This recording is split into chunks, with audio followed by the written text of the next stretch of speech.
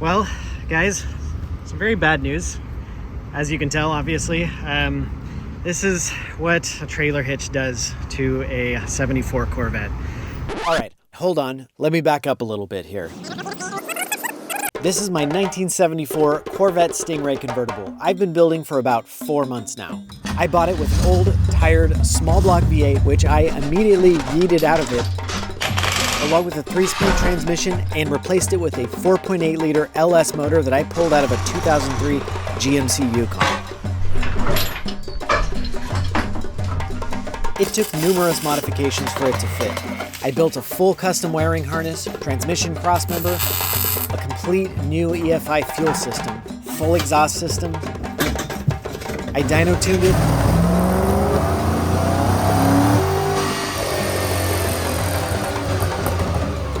It was almost done. And then this happened. So, I guess we got a little change of plans. There's going to be a little bit of a repair job in the future, and I suppose some paint work too. So, good times. In fact, I was on my way to get the last few parts I needed to finish the interior.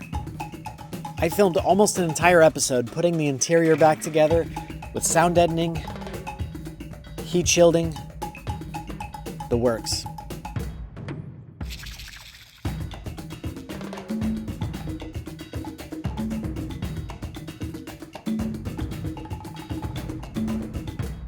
All right, I added some of this heat reflective kind of like bubble wrap type stuff here. I've been told that these C3 Corvettes have kind of a reputation for getting really toasty inside of this, inside of the interior.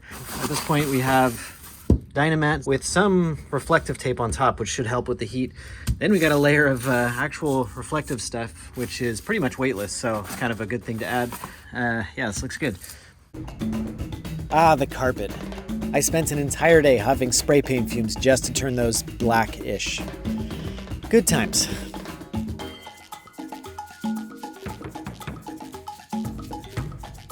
Look at me installing that rear view mirror. It's not the back of the car you gotta watch out for, son.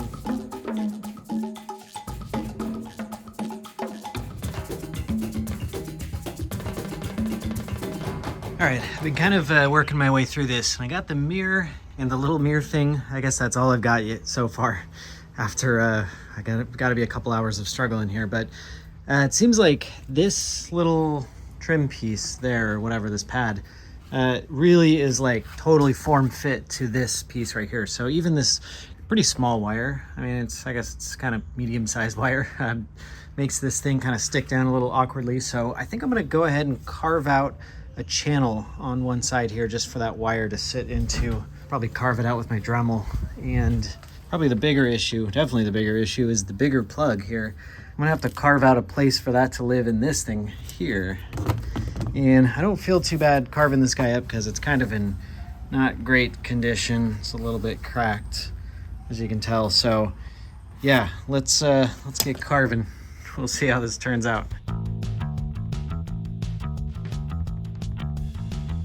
All right, that actually worked pretty good. This is all just pretty like light foam here. And then this thing is metal, which is kind of awesome actually. If I've learned anything from working on this guy for some time now, this thing is very well built, this Corvette. If this was my 300ZX, this thing would be made out of brittle plastic and would have died probably a decade ago. But here's this thing. What is it now?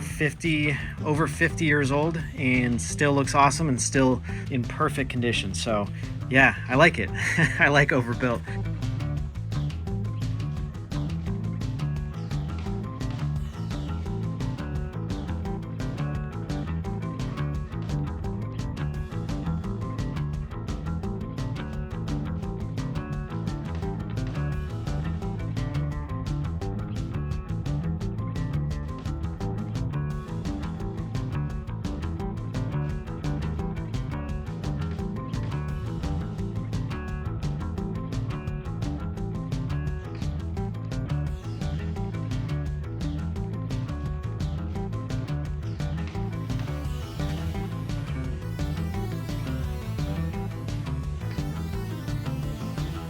All right, so I'm gonna put some Dynamat here right in the back because this thing is super echoey. I'm surprised. There's a lot of stuff on here, like whatever.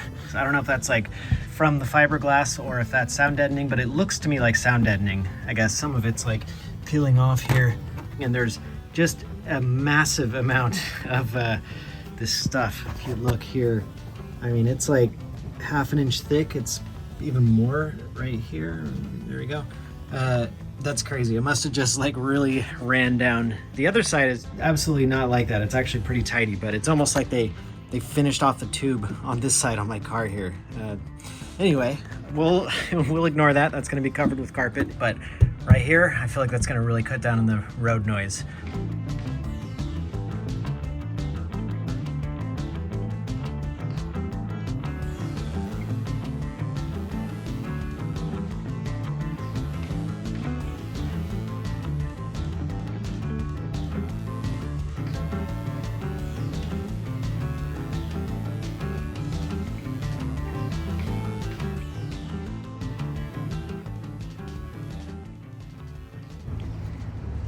All right, guys. Well, I think when I left off, I was in a parking lot with this thing just squished by a truck, and I was probably very sad, or maybe very, I don't know what I was, but I know I was something. It looks like I'm gonna need a complete new headlight. There's some bending on the, I don't know, I guess the radiator core support, whatever.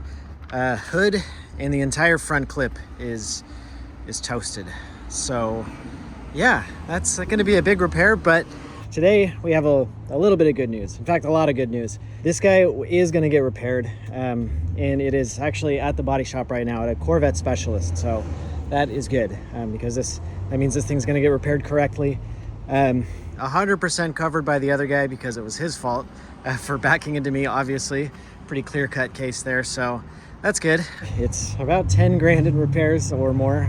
10 grand is just the base price. So note to self, do not crash vintage fiberglass cars because they are expensive to fix. Unfortunately, the Corvette's going to be down for the count for about a month or two. The good news is this thing will be nicer when it comes out. I don't know if it's even, actually, you know what? It's not noticeable in person. However, it seems to be noticeable on camera. The hood is a little bit different color. In fact, I'm looking through my screen here now and I can see that this is a different color. So that's going to be fixed. That's kind of cool. I'm going to have some of these body lines fixed, and basically I'm just going to get a whole new front end on this thing. They will remove the stripe, which is good because I kind of never really liked the stripe. Sad day, but also a good day. Unfortunately, this guy's going to be off the radar for a little while. I guess the next time you see it, it will be fresh, repainted halfway, repainted some of the way. Goodbye, Corvette.